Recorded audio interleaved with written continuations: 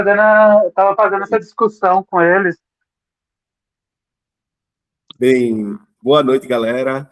Esse é o nosso grupo de Francional do Genefil. Eu sou Erison Silva. Estamos aqui com o leitor subversivo, que, enfim, é um cara que já está há alguns anos aí estudando Fanon, lê Fanon, tem um, um canal no YouTube, né, que não só restrito a Fanon, mas restrito a tocar todas essas questões aí relativas à raça, sexualidade, etc. Então, muito interessante, sugiro dar uma olhada, certo? Estamos aqui com o Ronald, com o Carlos Alberto, e eu não sei onde está o Jorge. O Jorge disse que ia aparecer, mas não apareceu até agora. O leitor, ele já estava falando aqui que leu mais algumas coisas sobre essa questão da zona do não ser aqui, né, que é bem interessante. Leitor, pode falar, leitor, agora fica à vontade aí. Só uma coisa, eu estou nesse cenário aqui porque eu estou na sala da pós-graduação, né, de filosofia da UFMG. Aí, sabe como é que é, né? O cara, eu acabei me apropriando aqui, não tem ninguém hoje, à noite, mas é verdade, depois das 18 horas, pouca gente fica aqui. E aí eu acabei meio que me apropriando para poder fazer o nosso encontro hoje daqui. Mas, leitor, fica à vontade, fala aí. É que essa questão do não ser do Fanon passa tanto pela questão da fenomenologia, né, e uma ontologia de uma essência, que a gente encontra essa discussão desde Hegel não, né, bem antes, né, desde os pré-socráticos, mas também tem a outra ponta que é agora esqueci o nome, a palavra, alguma coisa sobre egiologia, alguma coisa ali, que o plotinismo, né, do Plotino e o platonismo não vão discutir a partir da fenomenologia, partindo da própria questão do ser, mas da unidade, mas dispensando toda essa questão da pensamento assim. É, passando mais unindo essa questão de estudar desde Aristóteles e os históricos medievais, vai uma discussão sobre essa questão do nada, mas também no sentido da potência. Aí a gente lembrando que no Angaben, no Batebi, a consciência de Angaben, ele vai fazer essa discussão, remontando essa história aí, para falar da potência. E aí eu vi que havia uma relação ali entre essa potência e as zonas de não ser, por causa que, assim como essa zona de não ser pode ser interpretado como o ser lançado a uma desumanização, a esse nada também é um lugar dentro da filosofia, a gente vai falar de Hegel, Skinner, de possibilidades, né? Não é uma coisa que não se volta ao passado, mas ao futuro, às possibilidades, né? O Butterby é aquele da personagem da literatura do Butterby, o escrivão, que ele responde ao patrão sempre um prefiro não. Ele não fala outras coisas, mas esse prefiro não dele tem uma relação ali dessa transformação, dessa potência, né? Ele prefere não fazer, não obedecer ao patrão, e isso vai enlouquecendo o patrão dele até o limite, que vai até o final. Ele vai levando essa barriga até o momento que ele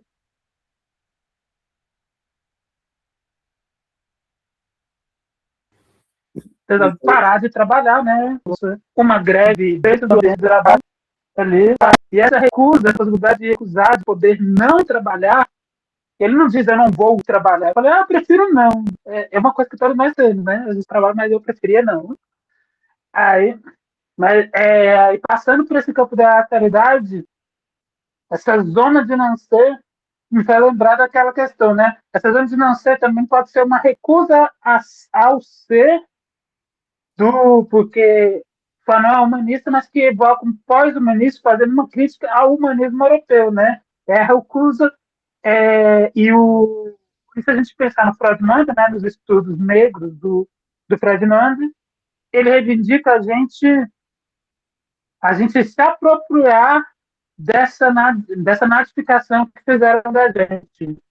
E aí também poderia dizer que Fanon está dizendo para a gente ser lançado, é lançado nessa zona, mas ele também não quer ser o ser que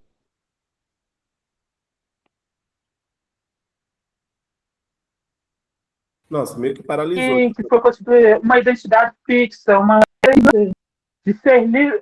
Aí uma pessoa veio e me questionou: ah, não, mas para mim a zona de não ser de Fanon é uma possibilidade de liberdade. Eu falei: a possibilidade de ser livre, de não ser livre. Abre essa liberdade de.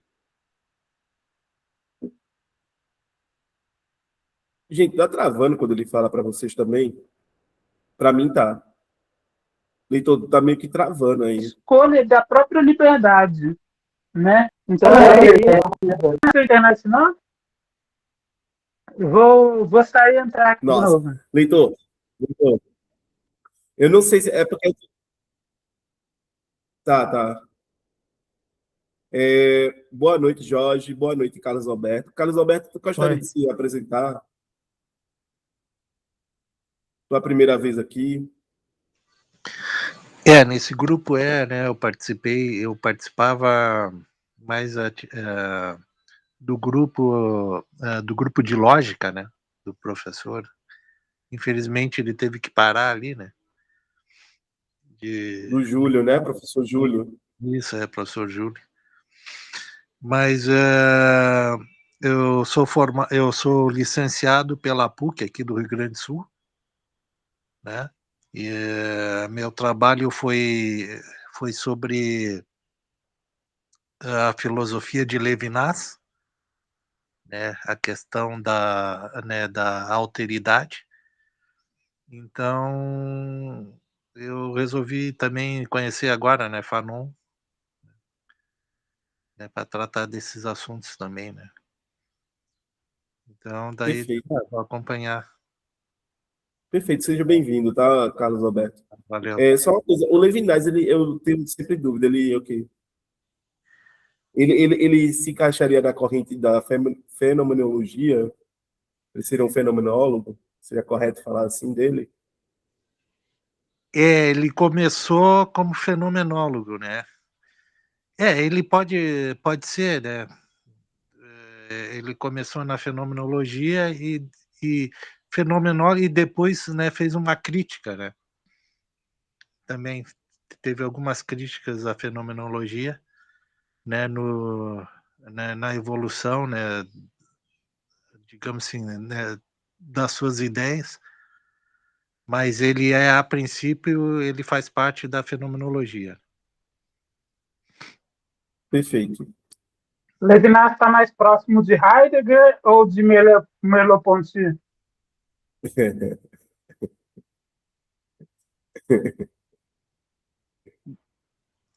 Eu acho Pergunta que legítima, né, velho?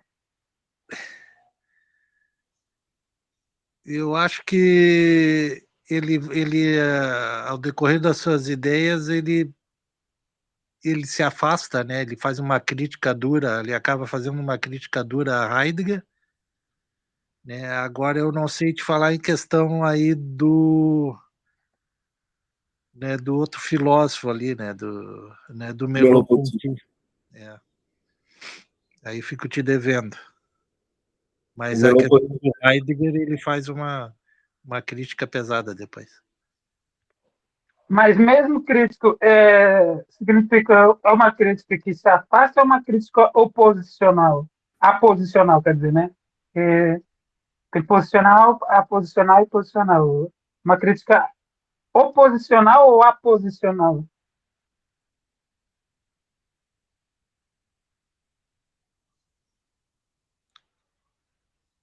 Uma crítica, acho que, não sei se dá para dizer, posicional, acho. Não sei se seria correto.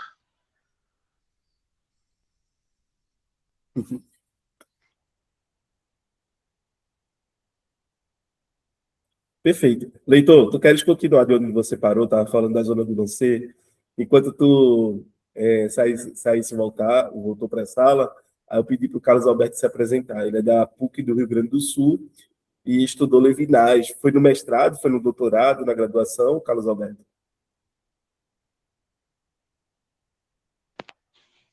Foi na graduação. Perfeito. Tu queres continuar falando sobre essa questão da zona do não ser? Que tu tá discorrendo tão bem, só que começou a travar, cara. Aí foi ruim. Pode ser. O Levinas é um filósofo que eu estou me interessando atualmente, por causa que a questão da ética nele, enquanto o Stirner é voltado para uma afirmação é, do indivíduo, mas não do indivíduo, do individualismo liberal, mas do ego, vou utilizar do ego, o Levinas tem uma obsessão pela face, pelo outro, né? Então se prende Exatamente. A muito ao questão da outro. alteridade, né? A questão da alteridade. Essa autoridade absoluta. Só que eu, tipo assim, eu meio que fiquei horrorizado com essa autoridade absoluta do Levinas. Eu falei assim, mas esse absurdo aí, vamos ter que preservar um pouco de individualidade. Eu pensei, perfeito, equilibrar Levinas e Stirner, que são extremos opostos aí. Aí, e Levinas, né, foi amigo do Blanchot. Acho que ele foi o responsável por tirar o Blanchot do conservadorismo e transformar ele em uma figura mais à esquerda, vamos dizer assim, progressista. Né? Aí voltando a essa discussão, eu não sei até onde vocês ouviram, né? Mas voltando a uma riqueza nessa discussão da zona de você, comparado com a discussão sobre a contingência Bateria ou da contingência do Angabe, vou ler até um trecho aqui do Bateria e a contingência.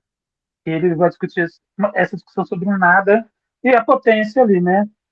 O problema que está aqui em questão é, na verdade, o da existência em Deus de uma possibilidade ou potência, porque Deus está identificado a esse nada.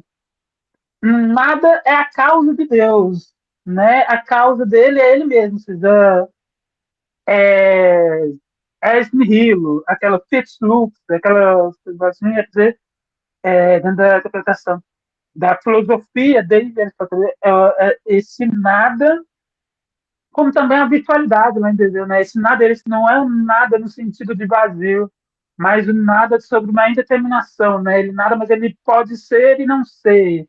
É, é, é, essa esse espaço aí, né? O problema que está aqui em questão é, na verdade, o da existência em Deus de uma possibilidade ou potência.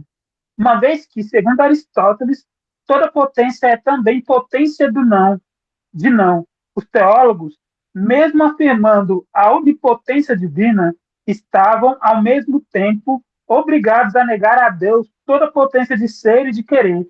Se em Deus houvesse, com efeito, uma potência de ser, ele poderia também não ser, e isso contradiria a sua eternidade. Por outro lado, se ele pudesse não querer aquilo que quer, poderia então querer o não ser e o mal. E isso equivaleria a introduzir nele um princípio de niilismo. Mesmo tendo em si uma potência virtualmente limitada, concluem os teólogos, Deus é, porém, vinculado à sua vontade e não pode fazer ou querer outra coisa senão aquilo que quis. A sua vontade, como o seu ser, é, por assim dizer, absolutamente privada de potência. Mas, ao contrário, é precisamente a potência divina, a obscura matéria que místicos e cabalistas pressupõem a criação. O ato de criação é a descida de Deus em um abismo que não é outro senão o abismo de sua própria potência e impotência do seu poder e do seu poder não, ou melhor, na radical formulação de David de Dinati, cuja doutrina foi condenada como herética em 1210. Em 1210, Deus, o pensamento e a matéria são uma coisa só, e esse abismo indiferenciado é o nada do qual o mundo procede e sobre o qual eternamente se apoia. Abismo não é aqui uma metáfora. Como Bohmer afirmará sem meio termos, ele é, em Deus, a própria vida das trevas, a raiz divina do inferno, no qual se gera eternamente o nada. Aí a gente lembra das próprias figuras poéticas de linguagem que o Fanon utiliza, né? Que essa é uma, que ele é. Depois eu vou caçar vou perguntar para o Davidson Faustino, porque ele indicou uma tese em que se compara a escrita do Pele Negra e Máscaras Brancas à Divina Comédia de Dante. Então tem todo esse negócio da descida, do inferno, ao abismo de mim mesmo, e blá blá blá, né? É, a própria vida das trevas, a raiz divina do inferno, no qual se gera eternamente nada. Apenas no momento em que conseguimos descer no Tártaro, essa descida ao inferno do não ser, apenas no momento em que conseguimos descer nesse Tártaro e fazer experiência da nossa própria impotência, tornamos-nos capazes de criar, tornamos-nos poetas. E o mais difícil nessa experiência não são o nada e as suas trevas, nas quais muitos permanecem para sempre aprisionados. O mais difícil é ser capaz de aniquilar esse nada para fazer ser, a partir do nada, algo. O louvor pertence a Deus, escreve Ibn Arabi, no início das suas iluminações, que fez existir as coisas a partir do nada e aniquilou o nada. Então, ser esse nada possui a possibilidade de aniquilar esse nada, é uma possibilidade de liberdade infinita, mas também de permanência de escravidão. Mas também te dá uma possibilidade assustadora, né? O inferno da liberdade sartreana que a gente é lançado. Lembrando que a Zona de Não Ser é a pegada do Sartre por Fanon, né? E tem outros paralelos que a gente pode dizer. E aí eu lembrei, né? O nada como uma característica essencial do homem aparece primeiramente ali no Hegel, né? E depois Stein reivindica o nada como nada criativo, esse nada criativo, esse de poder ser infinitamente se apropriando e gastando e se livrando de propriedades, características, né? O título do livro dele pode ser traduzido como o eu e o. Geralmente traduzido aqui no Brasil como o único e sua propriedade, mas também pode ser traduzido o único e o que lhe é próprio, e o único que é e o que é seu, né? E o que o Nietzsche indica, parecido com isso aqui, lembrando também que reverbera no não ser, é que esse cenário que ele indica reivindica também uma desessencialização, uma dessubstancialização que o Fanon tá procurando, desde o Pai Negro na Matéria Branca, mas que aparece ali no Condenados da Terra, quando ele fala que o risco das lutas dos movimentos anticoloniais, antirracistas, incorre em uma substancialização, uma essencialização da identidade. E por isso que ele vai criticar o Sendaceng, que o Sendaceng acaba definindo a negritude em certos termos ali, e ele vai ficar do lado do Cesare, que o Cesare vai reivindicar já um devir negro, um devir que não está limitado a certas características que poderão ser dadas à raça, à cultura, à nação, ao solo. E aí a gente vê que essa figura é interessante porque o Fanon é esse intelectual à deriva. Ele sai da Martinique, vai para a França, volta, vai para a França, vai para a Tunísia, vai para a Argélia. Então, ele é um filósofo que ele que se revela nessa internacionalização dele, porque ele não se territorializa, não se fixa, e ele reivindica tanto ser argelino, quanto ser negro, quanto ser africano, quanto ser francês. Então há uma riqueza aí há uma riqueza de interpretação dessas zonas de dancer a partir da própria história do pensamento filosófico, desde Aristóteles, passando pela teologia, pelos escolásticos, pelos árabes, né? Lembrando que para não estar ali na Argélia, está estudando a cultura árabe também, e lembrando que a preservação do pensamento negro foi feita graças aos árabes, né? Então, Averroes vai ter essa discussão sobre nada, e aí é interessante, né, nesse caso, porque essa natureza na discussão sobre a natureza divina, também ali uma discussão sobre a possibilidade da liberdade, sobre o ser, que também, nessa virada antropológica, essa discussão antropológica ali do Hegel aos neo-hegelianos, acaba sendo discutida a partir da possibilidade de liberdade do homem, e que Fanon parece se apropriar para discutir a questão do negro e do colonizado. Acho que, tipo assim, são elucubrações, né? Eu indico também o livro A Comunidade que Vem, do Angab, em que ele vai discutir, ele vai definir que o ser que o ser agora da revolução, das próximas revoluções, das insurreições que vem, é o ser qualquer, aquele tal qualquer. Não ser que é comunista, mas o ser tal qual é comunista. Esse é o ser qualquer. Ele não é definido como tal, mas ele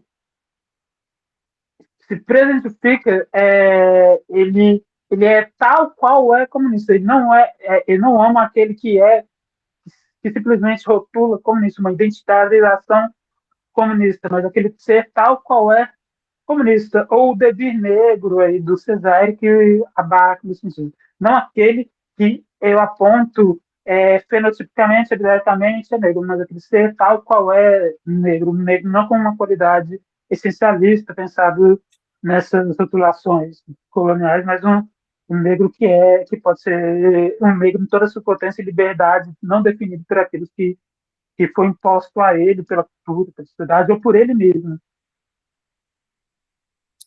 Perfeito. Assim, é muita coisa, muita referência que tu coloca, entendeu? Mas eu gostaria de colocar uma coisa que está aqui na biografia da Alice Church, né? Que é François Non, um retrato. Não sei se dá para ver aí, né? Mas eu tenho um PDF dela, inclusive deve estar no Drive, deve estar aí, qualquer coisa disponibilizo, né? E aí ela vai falar o que o Fanon leu, né? Porque quando o Fanon ele vai lá estudar em Lyon, né? Em 1946, ele vai estudar com Merleau-Ponty, né? E aí eu não sei até onde ele foi nesse estudo com Merleau-Ponty, mas isso dá até margem para aquele livro que é a fenomenologia negra de François Fanon.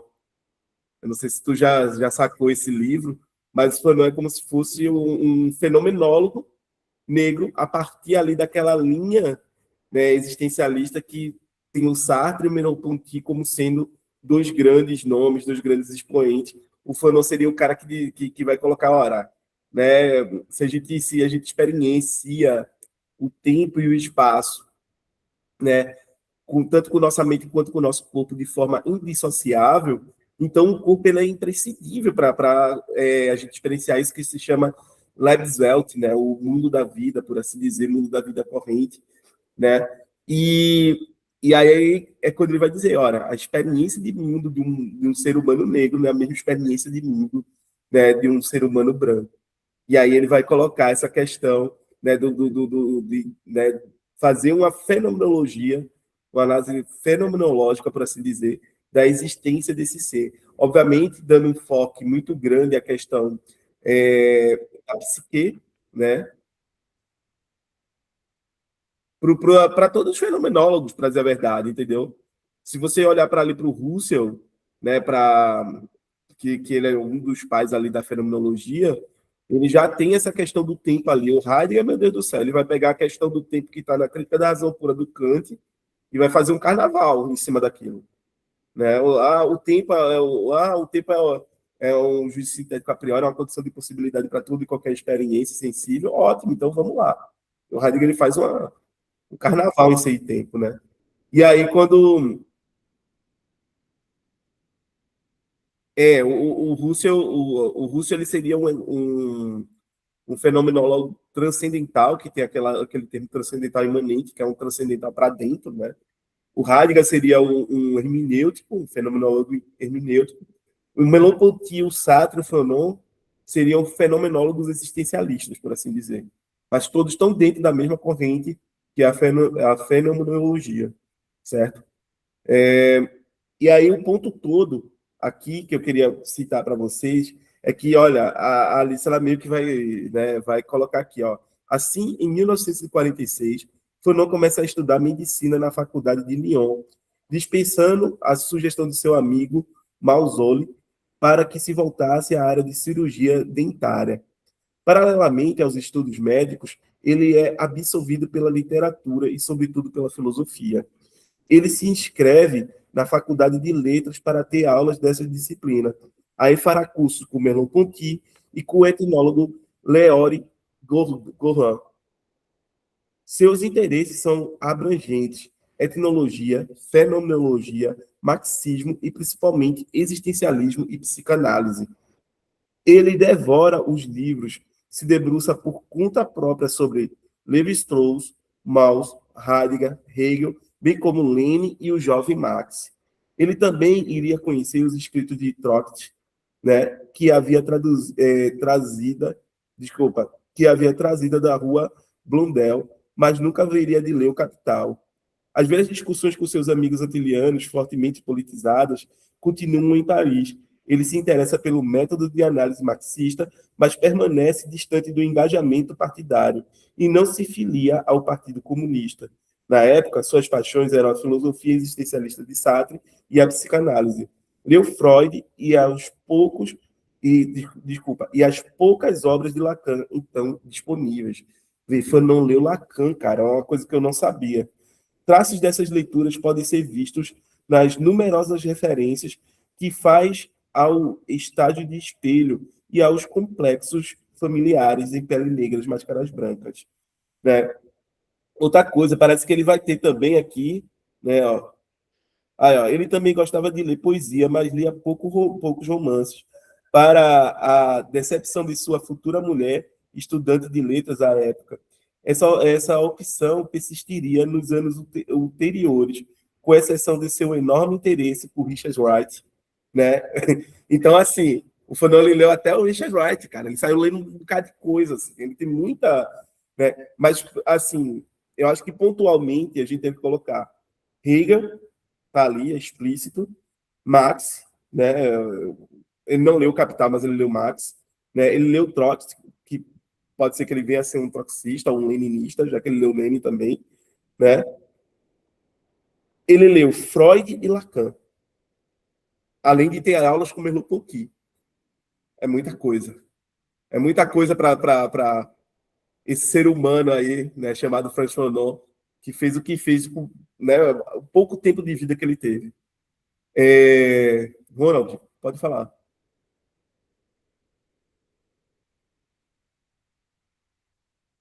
Só voltando ao assunto do nada, da questão do nada que o leitor subversivo trouxe, queria só mostrar um livro para ele. Não sei se dá para ver aí, Ser e Nada.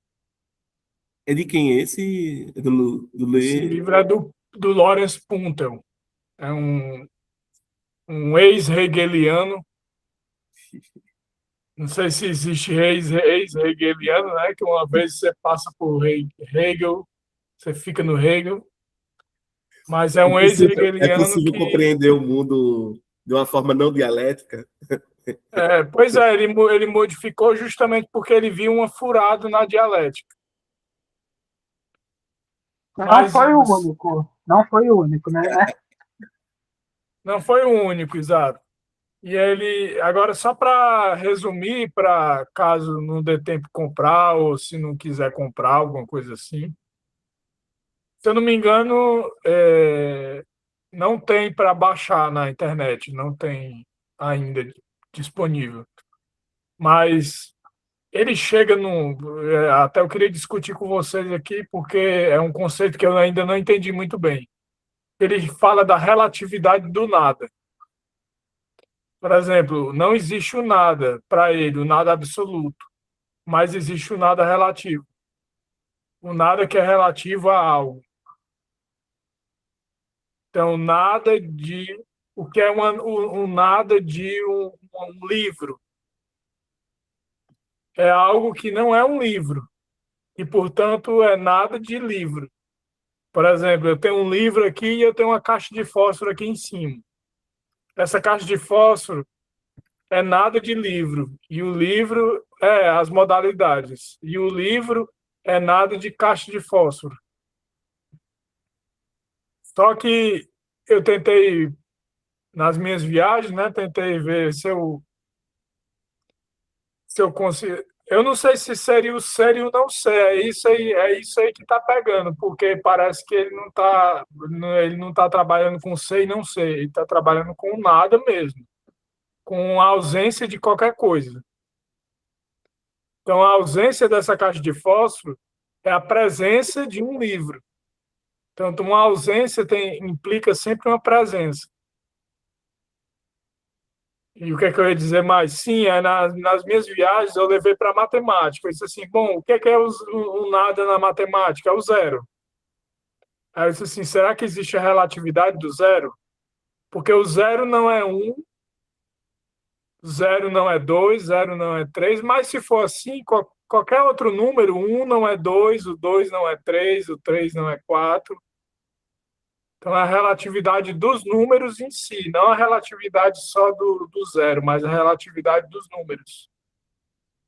Deu para entender isso que eu quis dizer? É só para ver se vocês entendem, porque às vezes a gente fala e ninguém entende, né? É para saber se faz sentido isso que eu estou dizendo. Não é mais próximo a tentativa de se aproximar da relatividade do Einstein? Eu Eu vou não falar da sei se chega relatividade no de Einstein, não. posição. Não sei se chega, não sei se chega a tanto, não. É que se eu vou para matemática, né, imediatamente eu pensei, tem o Einstein, né? Mas só para compreender essa transposição do nada, da questão do nada, como se pudesse equivaler o nada na matemática, seria o zero, né? Então, mas aí o zero se amplifica para a concepção de qualquer número. São só conjecturas, né? Aí eu fui pesquisar aqui, aí está dizendo o número zero é o mais relativo dos números. Isso ocorre porque ele não representa uma quantidade física real, mas sim um conceito. Sua interpretação varia completamente dependendo do contexto, seja na matemática, na física ou na filosofia. Cara, Então, a gente tem que aprofundar sobre isso. não, mas essa discussão toda sobre o nada, que, diga-se de passagem, é uma complicação. Parece que a gente está pagando ir contra Parmênides, né? Porque Parmênides diz que a gente não pode falar do nada, né? Do nada, nada se diz. O nada é inefável, é indizível. Né? Lá no poema dele sobre a natureza, do fragmentos do poema que restou para nós, que chegou para a gente nos nossos tempos.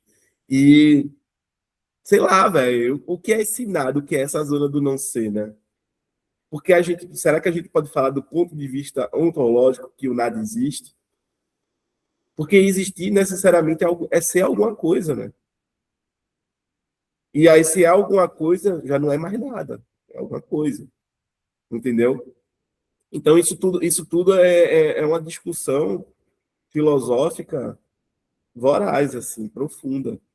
Certo? Para quem está acompanhando, diga-se passagem, eu já dei aulas sobre o nada, né? E teve uma professora de física que ficou assim, contagiada com isso. Como é que ele pode falar tanta coisa sobre nada, né? Como é que se pode dizer várias formas de se dizer nada, né? E é isso, porque se a gente para analisar, como é que eu posso falar de nada? Se eu digo que algo ele já deixou de ser nada para ser alguma coisa. O nada a gente não pode nem sequer adjetivar, atribuir uma propriedade, atribuir, por assim dizer, uma qualidade ao nada. Porque se a gente atribui uma qualidade, certo? A gente atribui qualquer tipo de adjetivo ao nada, ele já deixou de ser nada para ser alguma coisa. Né? O Leitor aqui, o Balotelli é ótimo para essa discussão. Pode falar, Leitor. Não, exatamente, a partir da hora que o risco de se falar sobre o nada é por causa que é uma dificuldade. Porque esse nada que a filosofia está falando não é um nada no sentido do o Ensino vai falar isso, não é um nada no sentido de vazio, é é um nada do. Por exemplo, o Hangar tá discutindo sobre a contingência, que tipo, eu não posso alterar o passado, o passado é aquilo que é, mas sobre o futuro eu posso falar qualquer coisa e será uma verdade somente se aquilo acontecer. Então, até que haja acontecimento, há a possibilidade de ser ou não ser. Então, eu posso me levantar daqui a 10 segundos. Isso será uma verdade se eu me levantar daqui a 10 segundos, mas se eu não me levantar, não aconteceu. Há essa possibilidade de ser e não ser, de ser e não ser, de levantar ou de não levantar, de ir para a esquerda ou para a direita, de acordar ou não acordar. Essas possibilidades. Aí é uma questão do tempo que está sendo esquisito. Mas são várias modalidades de discussão sobre o nada. Aí você vai nessa discussão dos pré-socráticos, essa questão, essa polêmica sobre o nada é como é possível algo surgir do nada? Do, então, isso está desde as mitologias, é uma evolução desde as mitologias e permanece aí, né? Porque se Deus é sua própria causa, nada é causa de Deus. Aí permanece todos esses aporeios. E é também uma atribuição ao nada. Se eu falo de nada, eu falo de nada como alguma coisa. Então, mas o nada mas o nada é nada.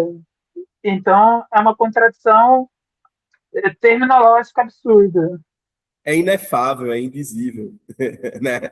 É inefável, a gente não E consegue esse é dizer o isso. foco do Batalha. Para a Batalha, o importante é isso. Porque ele está atacando Hegel, e ele é um bom hegeliano, e contra Hegel. E ele dizendo, ora, mas esse absoluto aí, não dá, não. Uma hora você vai chegar no inefável, no impossível, no não saber, no não dito. Tem coisas que nosso sistema não consegue alcançar, não saber e tudo mais. É esse ponto que é a paixão do Batalha, que ele, com a ajuda de Nietzsche, ele está trazendo aí. E aí, de novo, né, entre os autores mais caros ao Fanon, e que também, como Batalha, lido ali pelas características francesas, pelo curso de Kojève.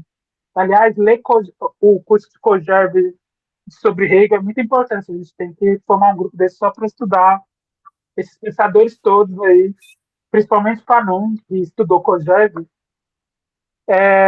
o Hegel a partir de Kojève, né?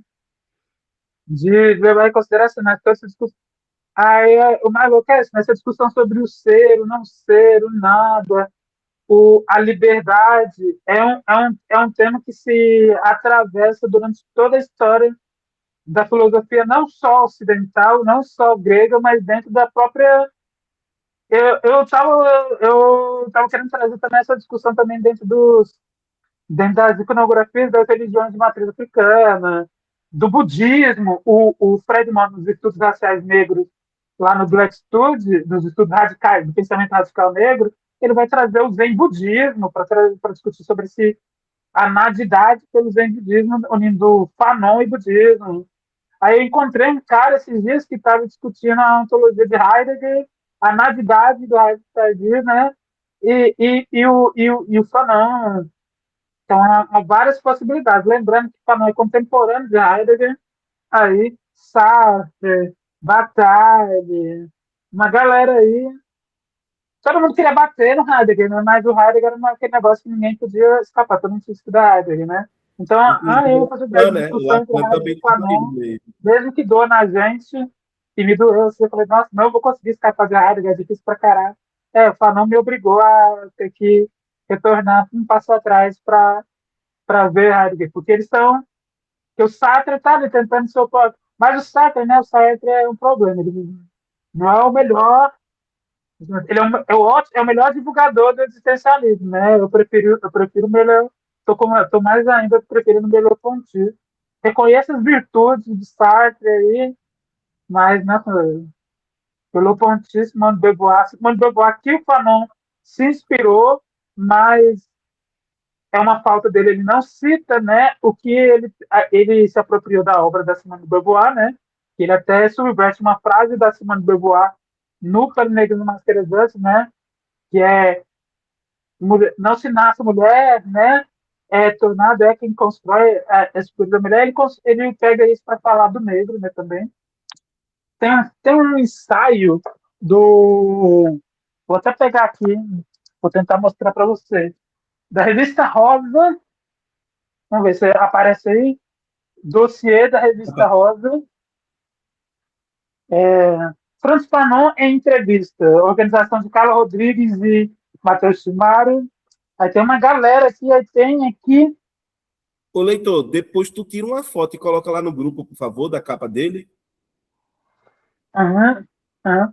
Aí nesse livro aqui tem aqui explicando essa questão da influência de Simone de Beauvoir na obra de Fanon, também. Aí tem essa discussão, né? Mas todo mundo tentou bater no Heidegger ali, mas Heidegger ele é tipo um Hegel da fenomenologia, é cruel. Mas aí, né? Assim como todo mundo consegue um pouco bater no Hegel, a gente consegue bater bastante aí no Heidegger também, né? Tanto é que a gente tem Derrida, aí tem o Levinas, né? Apesar que eu acho que o Levinas ainda é heideggeriano demais, né? Mas tem também vários autores aí pra gente bater. O próprio Fanon aí, que a galera tá tentando contrapor. A Denise Ferreira da Silva, ela ali odeia Heidegger assim com força, né? Mas quem que ela não odeia, né? Ela bate em todo mundo. É, ela é uma ótima autora aí pra gente ver, porque ela é uma ótima intérprete do Fanon também, uma ótima intérprete feminista negra do Fanon. E A brasileira. Neuza, né? A Neuza Santos? Na Denise Ferreira da Silva. A Denise? Escreveu. A Denise é do. Ela também é dos estudos radicais negros, que nem o Fred Mountain. Aí escreveu. Quem O é? mais famoso dela Ah, sim, atualmente é é o ela. A Dívida Impagável, mas ela também escreveu Homo Modernos, mas sobre a história global de arte. Ela vai também passar por essa questão de nada, antologia, aquela coisa, mas ela é mais monstruosa ainda. Tipo assim, eu indico vocês mergulharem de cabeça nela, assim.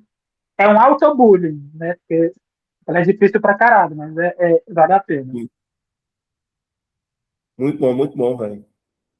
Depois tira uma E ela foto da bate em capa rede dele. também, pra gente ficar assim, em pé de igualdade, ela bate também em rede, assim. Ela pega Perfeito. uma machado, assim, e corre atrás dele, feito louco. Perfeito. Jorge, tu queres falar, Jorge?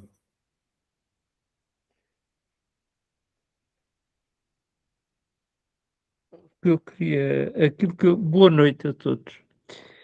Boa Boa noite, noite, não, Jorge. aqui é muita noite, aqui em Portugal é meia-noite. Falta um quarto para uma, neste momento. Mas para mim isso é habitual. A propósito do Merleau-Ponty, eu estava a ouvir-vos de início. Eu tenho estado a ler o Fanon, aliás, o Harrison sabe isso. Li esta obra, Pele Negra, Máscaras Brancas, que é uma chapada, um murro em muita gente. Em mim foi, no Sartre também terá sido, ou foi de certeza, a contar com aquilo que ele escreveu. Adiante, isso não interessa nada, mas eu estava a pensar no Merleau-Ponty, a fórmula do Merleau-Ponty é relativamente simples. Quando ele se refere ao corpo, estou a citar de cor, não me lembro, isso está na fonologia da percepção, mas ele diz qualquer coisa como isto: eu não estou perante o meu corpo, parece-me que é devant mon corps, não estou perante o meu corpo, estou no meu corpo. Melhor, eu sou o meu corpo. Bom, julgo que esta é a formulação da frase, eu vou falar muito célebre, da filologia da percepção, está lá para o meio da obra. O Fanon, relativamente ao Merleau-Ponty, faz algo de revoluciona, no sentido literal da palavra, isto é, dá a volta à frase, e o argumento dele é muito simples. É verdade, isso é tudo verdade, só que para ele, para o Fanon, eu vivo num contexto histórico, o corpo é um corpo histórico, e para o Fanon, o mais grave do que tudo isso, e aí foi isso que eu guardei, isso está lá para o meio da obra do Pele Negra, não consegui encontrar, mas ele diz assim, e é isto que realmente tem interesse no confronto com Merleau-Ponty, é que para Fanon, o corpo negro que ele vê é negro em função do esquema corporal do branco. Isto significa que o negro, o único esquema que o negro tem do seu corpo é feito, construído a partir do branco. Portanto, para Fanon, não existe verdadeiramente um esquema somático do homem negro. O que existe é se quiserem, passar o corpo negro pela lexívia para que ele se torne branco. Isso é que é realmente o confronto grande entre o Merleau-Ponty e o Fanon. Porque, naturalmente, como o Merleau-Ponty tem um ponto de vista fonológico, tem um ponto de vista que é independente mesmo do percurso histórico, ocidental, rássico, se quiser, isso nem está em causa. Merleau-Ponty nunca pensou sobre tal coisa. Nunca. Nem isso lhe interessava. Não dava valor a isso. Aquilo que estava em causa é a entidade do ser humano, que para ele é uma referência somática, uma referência de corpo. Agora, para Fanon, isso é assim. E de que maneira é? Porque o problema é o corpo. Só que, do ponto de vista de Fanon, a questão está, se quiserem, está colocada aqui e agora. Aqui e agora, no sentido de estar à minha frente. Eu estou a ver uma pessoa negra, como eu vejo na rua, às centenas, diariamente perante mim. O que o Fanon diz é: o negro vê-se negro. Vê-se negro em função do branco. Isso sim.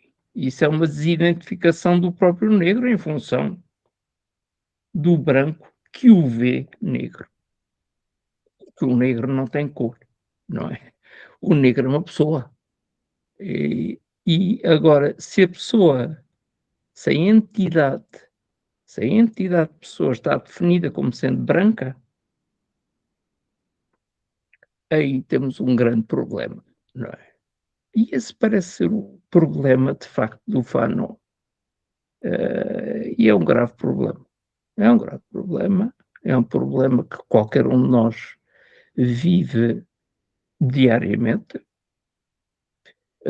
Eu vivo isso diariamente, constantemente, visto que as pessoas da África aqui não acabam, não é?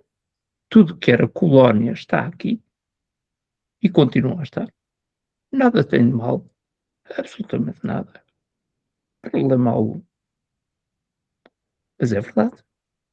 Se as pessoas se sentem negras, é precisamente porque é o branco que as olha. Aí temos um grande problema, porque é aquilo que ele designa como a esquematização do corpo. E é um grande problema. Merleau-Ponty, esquematização do corpo para Merleau-Ponty é uma questão perceptiva. não tem outra dimensão. Não vejo. Isto podia ser naturalmente muito desenvolvido, não custa nada desenvolver isto e posso estar aqui a falar como o Harrison fala, sabe que eu falo, portanto não é por aí. Mas não é isso que está em causa. Eu só queria estabelecer situar a conversa naquilo que foi o seu ponto de partida, porque senão não sei se fiz. O que é que tu achas, Harrison, ou quem quer que seja? Não, é Só por aí. procurei. Como é que é? Não é esquema corporal, quando ele vai colocar esquema epidérmico racial, né? Que é posto pelo olhar do outro, né? No caso da pessoa branca. Então, né, o indivíduo negro, né, ou a pessoa negra, por assim dizer, né, o esquema corporal dele, né, refere-se à percepção que o indivíduo tem, né, de si, né, e do lugar que ele ocupa no mundo, né?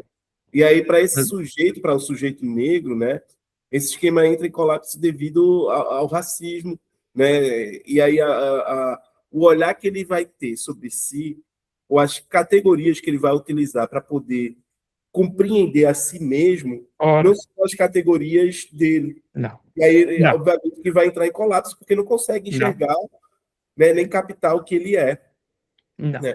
Então, isso daí é o que faz com que gere essa noção no sono, né, que é o esquema epidérmico racial, né, que é exatamente a máscara branca.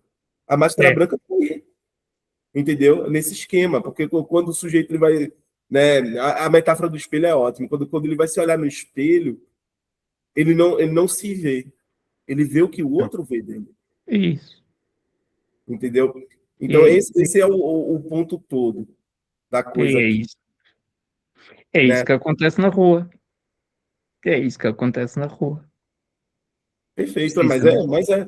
E aí vem todo a vivência mesmo, eu posso dizer que é isso, a vivência que tem das situações sociais onde, por exemplo, né, você nunca, sei lá, você nunca foi um ladrão, mas os caras te veem como ladrão. Entendeu? Você nunca foi uma pessoa violenta, mas os caras te veem como uma pessoa violenta. Entendeu? Então, é essa coisa que está dentro desse esquema, né, desse esquema corporal, o esquema epidérmico racial. Entendeu? Só que o ponto todo é que isso colapsa a pessoa porque faz com que ela se enxergue enquanto tal. Não a partir do próprio olhar, mas a partir do olhar do outro. Esse é o ponto. A máscara branca, ela entra aí. Entendeu? Eu nem tá falando aqui um bocado de coisa no chat e o Ronaldo quer falar. Peço desculpa. Epidermização, o leitor está falando aqui, ó. Como é do Brasil. Estão se referindo sobre o reconhecimento também. Só que assim, esse reconhecimento ele é meio que interditado, né? Isso aí a gente pode falar mais à frente por conta da questão da dialética do reconhecimento do Hegel. Né? Só que para isso tem que existir uma certa reciprocidade. E essa reciprocidade não existe porque o negro nem sequer é o outro para o branco. Ele é como se fosse, de fato, uma negação da existência. Entendeu? Eu estava vendo um comentário sobre o filme do Fanon, que, diga-se de passagem, o leitor já deixou lá o link para a gente assistir, né? E o cara ele fala o seguinte, como é que é? Deixa eu ver, até anotei isso aqui, viu? Eu estou escrevendo, porque eu vou ter um seminário aqui na UFMG sobre Fanon, né? Me encomendaram isso aqui, e aí eu estou escrevendo isso, hoje passei o dia escrevendo, e ele fala o seguinte, ó, para escravizar é preciso desumanizar, né, desumanizar os seres humanos, e para desumanizar é preciso hierarquizar os seres humanos, né, estabelecer hierarquias. E isso tudo é sobre a questão de, tipo, o outro ele vai sendo, por assim dizer, diminuído, minimizado, ao ponto de deixar de ser um outro, ao ponto de ser desumanizado, ao ponto de não ser mais ser humano. Esse é o ponto todo. E é por isso que não existe reciprocidade. É por isso. Muitas vezes, quando a gente está falando desse reconhecimento, dessa dialética do reconhecimento, é como se o Fanon estivesse denunciando ela, dizendo: olha, tem um limite aqui na dialética do reconhecimento do Hegel. Porque não existe esse movimento recíproco entre senhor e escravo aqui, né, nessa colocação. Então, existe essa possibilidade interpretativa para o que o Fanon está dizendo, que não há reconhecimento e que isso é um limite da dialética hegeliana, da dialética do reconhecimento. Né? Mas, por outro lado, parece que quando ele adota, principalmente Condenados da Terra, ali no primeiro capítulo, na questão da violência, ele diz que a violência tem que se utilizar a violência para se libertar, né? É como se a dialética do reconhecimento estivesse se dando ali, não mais de um indivíduo para outro indivíduo, mas de uma coletividade para outra coletividade, de uma nação para outra nação, né? E aí quando a gente lembra também, né? O que nos humaniza é a luta pela liberdade. O que nos torna seres humanos é lutar para ser livre, né? Então, isso daqui tem uma série de questões, que vai desde Hegel, que é o filósofo da liberdade, mas quando ele vê a Revolução do Haiti, ele não se mete, né? Ele diz que, opa, não, aqui a gente não pode dizer que é liberdade. A Hannah Arendt também vai na mesma linha, né? Fala da independência dos Estados Unidos, da Constituição que mantém a escravidão nos Estados Unidos, né? Diz que a lei é lindo e tudo mais, né? Fala da Revolução Francesa, mas esquece da Revolução do Haiti, que foi uma luta por liberdade, tá, gente?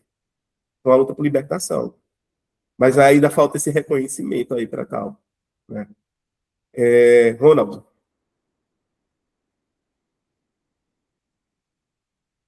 O filósofo do reconhecimento é o Axel Honneth. Aqui o Carlos Alberto. Pode falar, tá, Carlos Alberto, também. Pode levantar a mão e falar. Ronald, pode falar. Não, só tirando uma dúvida aqui. Quando ele diz aqui no primeiro parágrafo, né? Existe uma zona do não ser. Esse não ser é o não ser branco, é isso? Esse é o ponto, porque a gente quer entender o que ele está querendo falar com isso. O que é Não, essa zona? essa zona de não ser não é ser branco.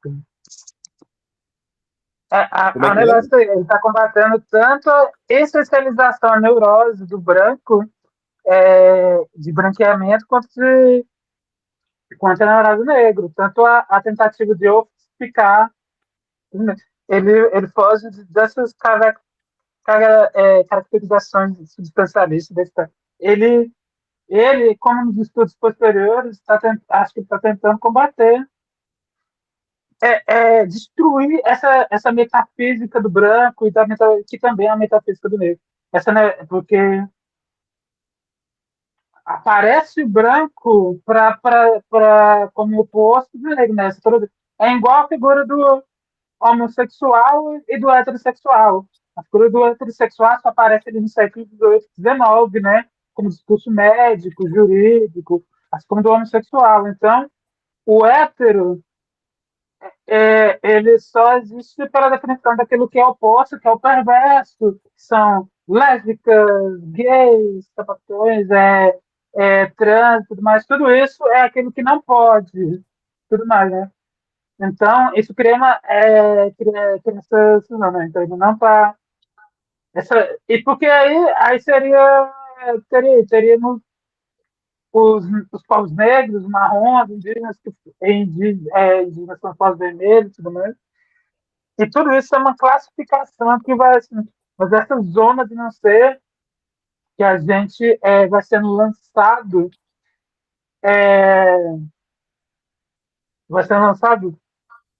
também um espaço de possibilidade de liberdade. Ele não é exclusivo do homem negro, do homem muçulmano, do homem colonial, mas é fortemente, mas a condição existencial aí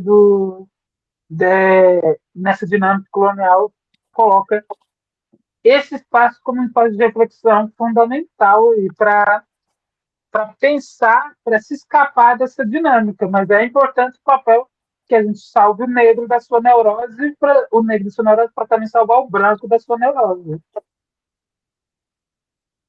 Perfeito. Mas o problema é um problema ontológico, não é? Ele, no fundo, está a dizer um pouco isto. Existe uma zona em que não me é permitido ser. em que não posso ser, em que aquilo que sou não é.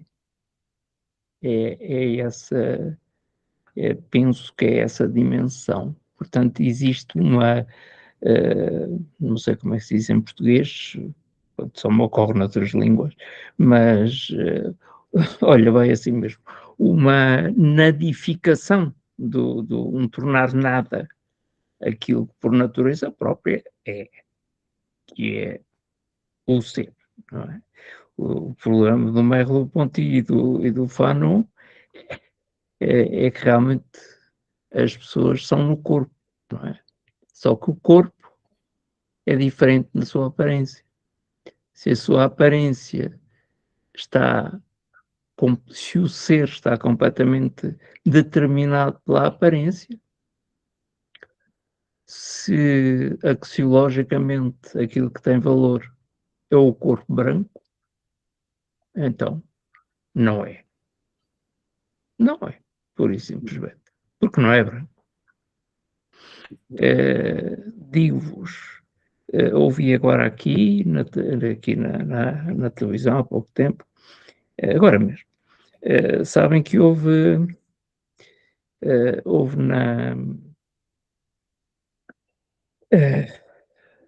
houve aqui na Europa uma situação muito desagradável hoje e ontem. E o que é que sucedeu? Sucedeu que um rapaz novo do Sudão, não é? Do Sudão, portanto, em África, ele vive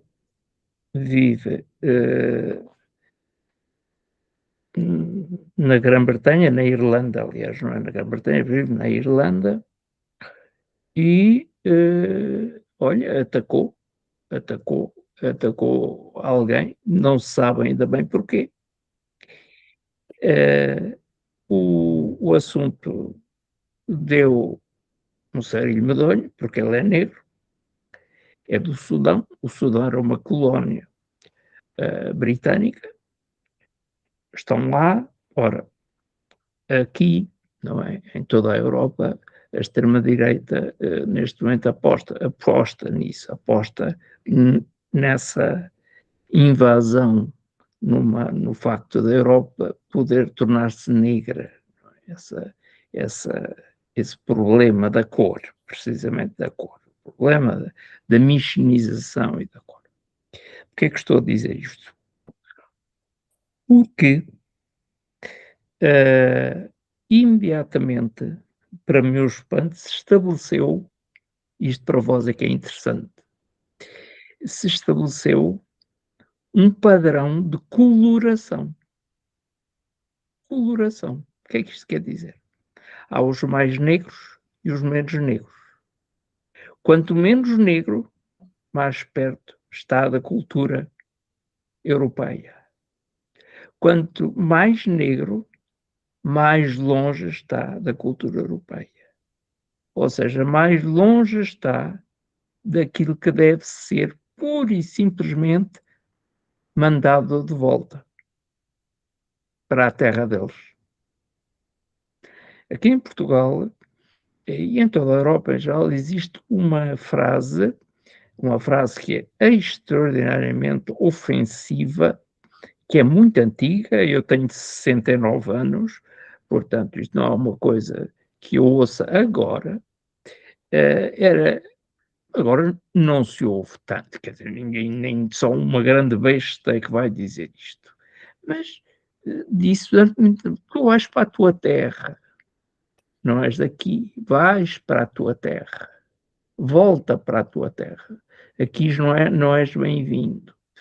Esse problema foi o que aconteceu na Irlanda, precisamente agora está a acontecer, e o problema isto foi na Irlanda do Norte, portanto está ainda é da Grã-Bretanha, não é a Irlanda do Sul, diferente, que é católica, a Irlanda do Norte não é,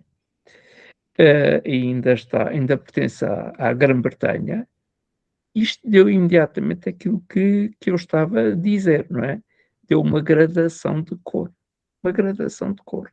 E a direita começou a falar numa gradação de cor. Quanto mais negro é, pois bem, mais longe está de nós, maior é a condenação. Quanto mais branco está, quanto mais michelizado está, pois mais, atenção à palavra, mais é como nós, pior, não se espantem, mais puro é, vejam bem onde chega, mais puro é, porque o branco é que é puro, o branco é que é o autêntico, o branco é que é a verdade. Agora, isto eu nunca tinha ouvido, e ouvi agora, precisamente há 1 hora e pouco, ali na CNN, CNN Portugal. E começou a falar desta escala de cor. Onde é que isto já se viu? Foi agora. E eu pensei logo, olha, nem de propósito. Nem de propósito. É isso. Mas é exatamente isso, tá? E necessariamente as pessoas não fazem isso de forma consciente, não. Tem hora que elas fazem de forma inconsciente, porque foi internalizado por elas. Tá na cultura, tá, né? O Fanon, ele tem um texto muito bom, tá lá, tá por uma revolução africana, que é racismo e cultura. E ele vai tocar esses pontos, assim, entendeu? Tem uma série de textos que ele vai explorando essas questões. Sim. E até em Pele Negra, de Máscaras Brancas, ele vai falar disso também, quando ele vai falar Sim. a questão do inconsciente coletivo, né? O termo do Jung e tudo mais. Sim, Então, sim. eu estava ali, eu estava né, pensando tudo isso, né? Pensando toda essa questão.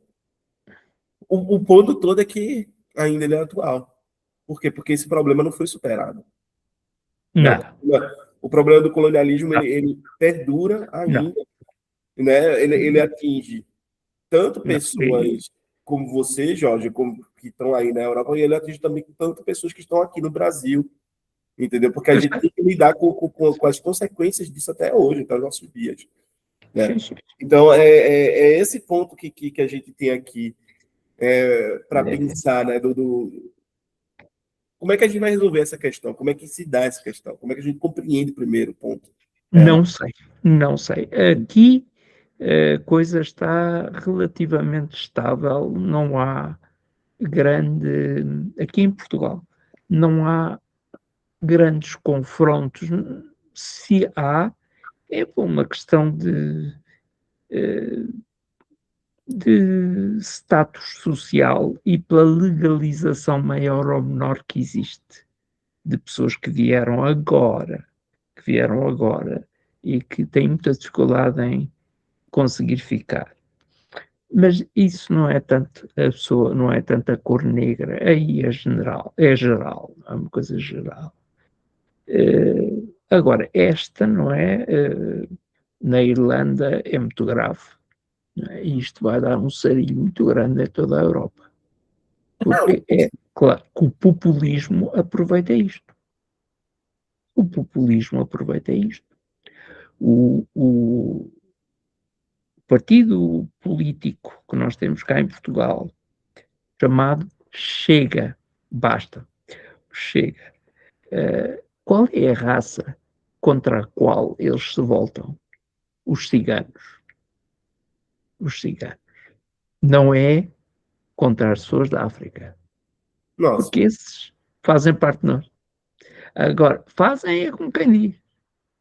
É contra. Aqui em Portugal vai contra os ciganos. Em Inglaterra vai contra os negros. Em França vai contra os negros. Na Alemanha vai contra tudo que não é alemão.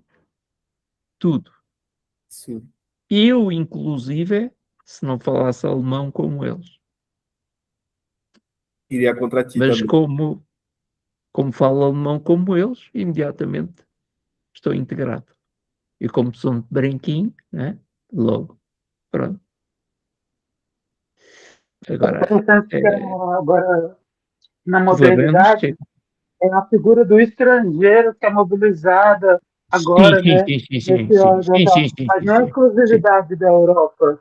Aqui no Brasil também se popularizou um discurso contra imigrantes. Não tão forte como nos Estados Unidos, mas bem Sim, aí é forte. está fortalecendo esse discurso contra imigrantes, contra refugiados. Isso aqui é limpinho, não é?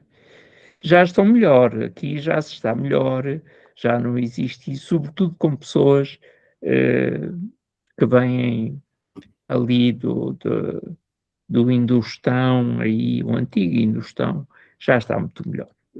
Já existe perfeita aquisição de convívio, e sobretudo o Bangladesh, Paquistão, penso que está tudo muito bem, ninguém era uma importada e comprar fruta ali à loja do Bangladesh, porque é o que tem a melhor fruta, e portanto eu vou lá, quero lá saber que seja do Bangladesh, não me interessa nada disso, não é? Agora, com os negros, epá, os negros aqui em Portugal não é bem uma questão assim tão forte, não é? Existe, mas não é tão forte quanto aquilo que tu dizes aí, Arisónia, que tu mandas diariamente, não é? Eu recebo coisas tuas diariamente, 2, 3 vezes por dia, tu estás sempre a mandar, e muitas delas são precisamente sobre os negros. Aquilo que o Fanon diz, não é? A negritude, como ele diz, mesmo em francês, é assim que está dito, e está bem traduzido. Essa negritude, esse peso da negritude, aqui não sei bem o que é que existe. Não vejo a esse ponto. É porque Mas o Brasil, Jorge, ele se configura de uma forma bem diferente de Portugal, completamente. entendeu? Aqui, o modo como as coisas se dão fazem com que as estruturas institucionais do Estado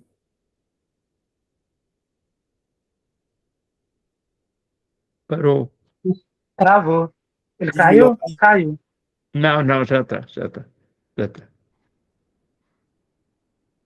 dificuldade. Nossa. Não, deixa. Porque muitas vezes a gente não consegue nem sequer reconhecer o racismo. A gente leva tempo para poder apontar, para poder dizer, olha, tá aqui, ó, isso daqui foi uma forma racista do Estado, da instituição, né, desse grupo de indivíduos aqui, né, se comportar, tratar as pessoas.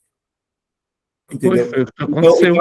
a gente tem muita dificuldade de fazer as pessoas entenderem isso, de conscientizar, né? Foi o que eu te disse quando tu pegou aquele livro lá da Cinda Bento, aquela professora lá.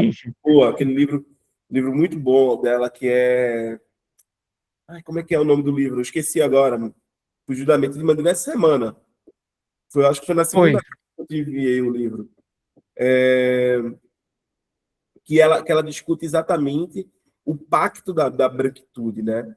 Exatamente... Isso já sei, é aquilo que tem aquela primeira 1, 2, 3, 4, 10, que li eu, tu mandaste. Sim, Isso, tem. pacto da branquitude. Isso daí é só um livro propedêutico, tá? É só um livro introdutório. Mas, assim, ele já ajuda a dar um panorama de como as coisas se estruturam aqui no Brasil. Sim. Entendeu? Agora, há uma coisa...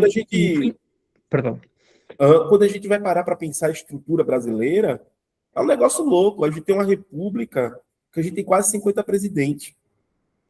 Tem 50 presidentes na história da República Brasileira. Sim. Aí você pergunta quantos presidentes foram negros?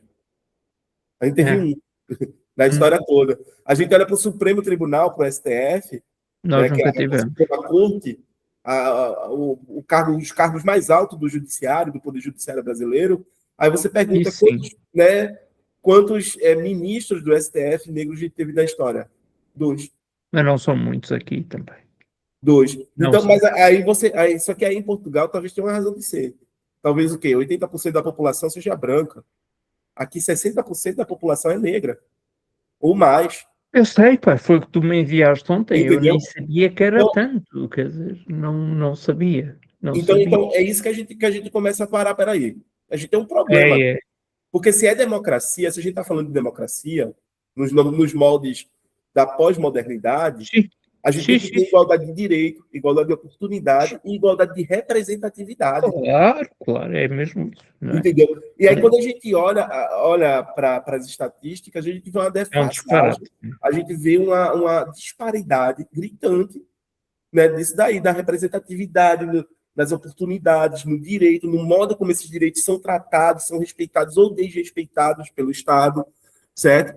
De tal forma que que tem gente que diz, pô, a gente só é maioria na estatística de coisa ruim, né? De quem vai mais preso, de quem é assassinado, de quem não tem acesso à educação de qualidade, à moradia de qualidade, à saúde de qualidade. A gente só é maioria nessas estatísticas. Porque nas estatísticas tidas por assim boas, né, altos índices de escolaridade, né, melhores salários, entendeu? Estando dentro de diversas empresas, sejam elas estatais ou do ramo privado, em posição de liderança, em posição de tomada de decisão, a gente não está. Aí por que isso? Entendeu? Aí a gente começa a... Peraí, deu alguma coisa errada aqui. Entendeu? Não tem razão de ser. Quer dizer, razão de ser tem, mas não tem justificação. Quer dizer. Sim. Mas aí que tá. Um dia desse eu estava num freelance aqui em BH, né, como caixa móvel, e a gente estava antes de começar conversando, eu e as meninas lá do caixa e tudo mais. E aí eu comecei a conversar com a menina que ela, para pagar a faculdade, ela tem que fazer freelance, ela aqui, né, a pós-graduação. E aí a gente começou a conversar, e a outra do lado assim, olhando pra gente, poxa, nossa, como eu sou burra e não sei o quê, eu não entendo nada do que vocês estão falando. Aí eu olhei para ela e disse, não, você não é burra, não. Negar a você a oportunidade de estudar, de conhecer. Você não é burra, não. Nunca diga isso. O que está acontecendo aqui é porque foi negado a você a oportunidade de estudar, um direito seu. Foi negado, foi tirado de você. Certo? Isso é fruto de uma injustiça. De uma injustiça institucional. E o que é que a gente trabalha? A gente trabalha para que isso pare de acontecer. Porque não é só uma geração, são gerações atrás de geração. A mãe dessa menina provavelmente não teve a possibilidade de estudar. Entendeu? Os avós também não. Então, só vai se perpetuando. Entendeu? Só vai se perpetuando. O que é que a gente quer? A gente quer romper com isso. A gente quer que as próximas gerações, né, a partir daqui eu estou, que tenham possibilidade de chegar na Universidade Federal, como eu estou agora, né, de sentar num banco né, de uma sala, assistir aula, né, sem ter problemas de, sei lá, depois ter que pagar a conta, né, depois de estar desesperado porque não sabe se vai ter o que comer em casa, entendeu? Supere esses patamares mínimos, entendeu? Que ainda não foi superado. É incrível, é incrível. Essa semana eu tive uma aula que um padre me dizer, não, a gente é democrata e tudo mais. Eu digo, mas para a gente ser uma democracia de fato no Brasil, a gente tem que superar ainda alguns problemas. Porque não existe essa democracia. Né? Eu não sei quem foi que disse, mas se a gente não der igualdade material para as pessoas, Sim. a gente não consegue ser democrático. Porque as pessoas vão acabar vendendo seu voto em troca de um prato de comida, em troca de uma cesta básica. Entendeu? Vão vender o voto para poder ter acesso a um livro, a uma escola de qualidade. Entendeu? Então, a gente precisa, antes, resolver problemas materiais. Né? O materialismo histórico, né, dialético parece estar fazendo total sentido aqui, porque você olha isso. Né? Aí, a partir do momento que a gente tem isso estabelecido, a gente começa a falar de democracia, a falar de direito, a falar de representatividade, a falar de oportunidade, enfim, a discutir, né, o básico que deveria ser discutido. A gente está antes do básico ainda, a gente está tentando estabelecer o básico. Esse Isso. é o problema. Foi o que eu te disse ontem, não é?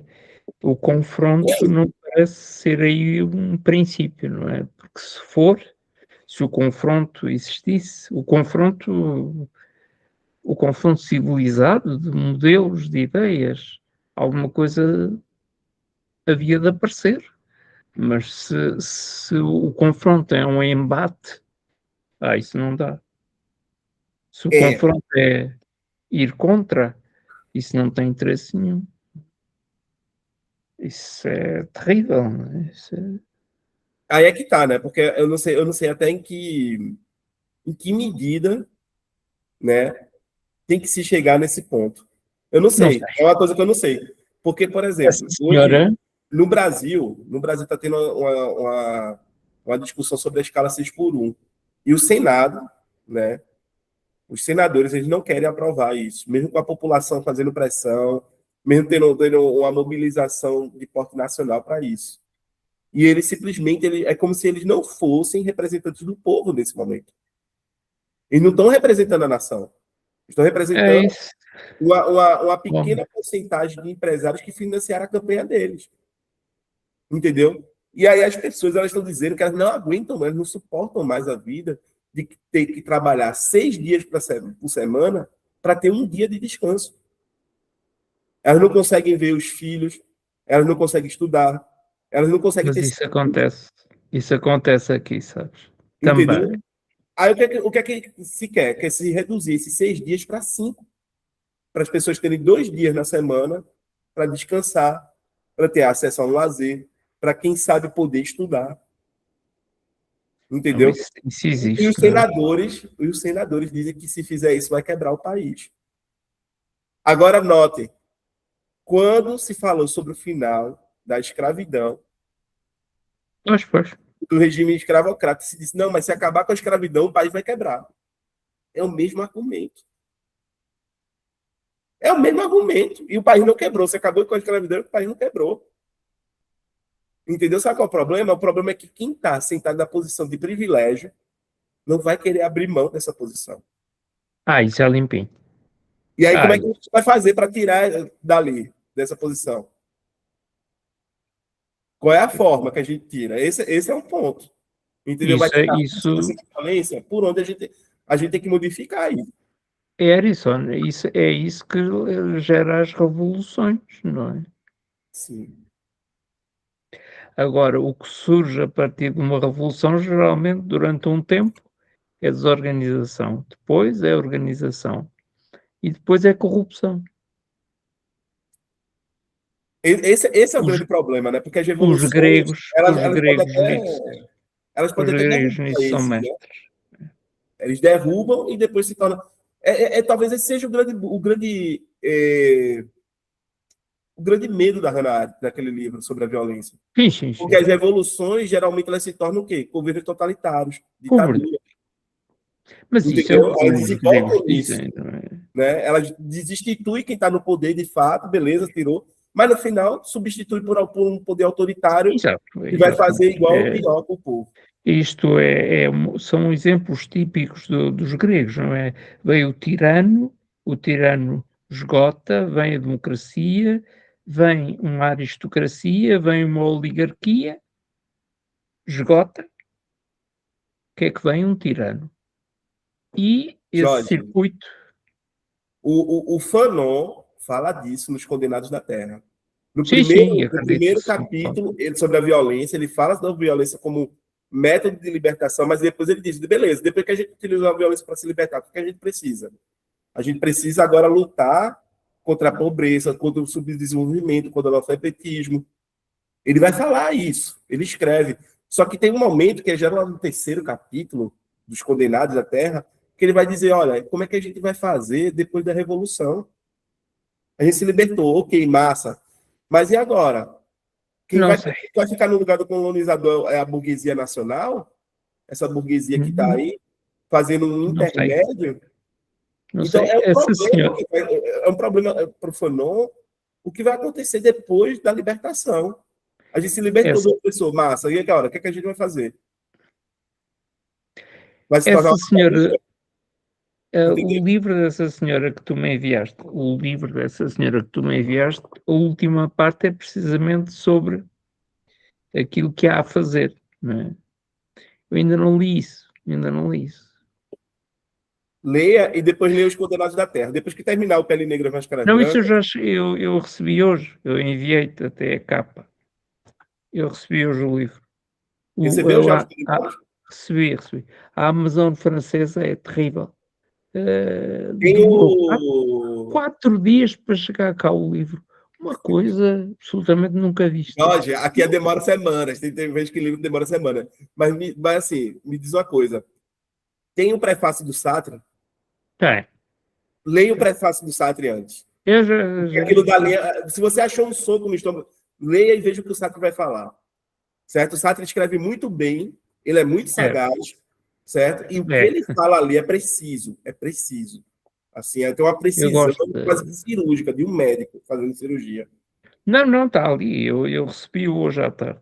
Mas as coisas, se eu peço para outro, vem de um dia para o outro.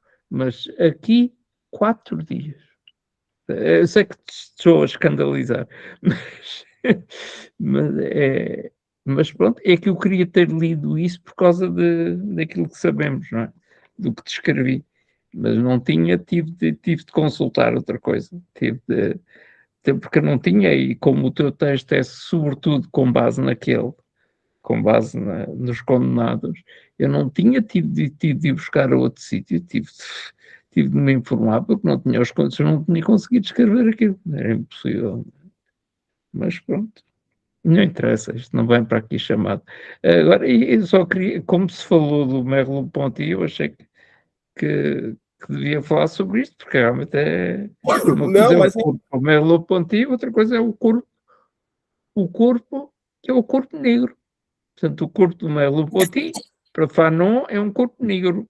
E é isto, não é? ó, eu tenho que dizer que eu tô sendo muito influenciado nessa leitura em relacionar Fanon a Merleau-Ponty pelo livro Fenomenologia Negra, de Franz Fanon, que foram 2 professores, um da PUC do Paraná aqui, e outro professor que eu não sei de onde é, que escreveram e publicaram no ano passado.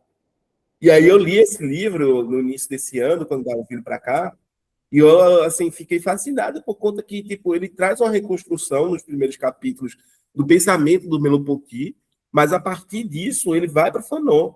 Tanto que ele vai falar do esquema epidérmico racial também nesse livro. Entendeu? Porque é como se Fanon tivesse essa sacada do corpo, mas ao mesmo tempo ele vai ter a sacada também do subjetivo do sujeito, negro, que não consegue alcançar, né, a própria corporidade, ou né, quem ele é em si, por assim dizer. E... Fala, Jorge. Não falo nada, não queria dizer, toquei onde não devia. Não quero dizer nada. Não. Peço desculpa. Não, Bem, eu acho que a gente não. pode encerrar, né? Leitor, queres falar mais alguma coisa, Leitor? Eu não me podes dar a palavra, porque senão eu não me calo. Não pode ser. Ô, Leitor, tu queres falar mais alguma coisa, Leitor? Estás aí, Leitor? Não, por hora não. Tá, perfeito, então. Então vamos encerrar por aqui, já são 9h30, o nosso, né, mais ou menos 1 hora. Aqui é 1h30. É 1h30. Não, mas relaxa, certo? Aí, próxima semana, eu não sei se vai ter, porque é o dia Eu sei. é o dia da pós-graduação aqui, da semana da Sim. pós-graduação, do encontro. Né? Então, eu acho que a gente volta daqui a 15 dias, mas se der, eu faço na próxima semana também. Muito obrigado pela presença de todo mundo aqui. Valeu mesmo, Jorge. Se cuida, certo? A gente se vê. Igualmente. Não, eu tô me cuidando. Ó. Me alimentar, me alimento bem. Eu só tenho isso a dizer. Isso eu acredito. Sobre isso não tenho dúvida nenhuma. Descansar é que tá difícil, Não mas tenho dúvida. natural. Sobre a alimentação, não há perigo. Não há. Não, pão de gafa eu sou. Eu consigo O comer. descanso é que é. É que tá com a pena, mas eu vou conseguir. A gente vai colocando as coisas no lugar aos poucos. Cheiro do coração, se cuida. A gente se vê, tá? Tu também. Um Olha, abraço.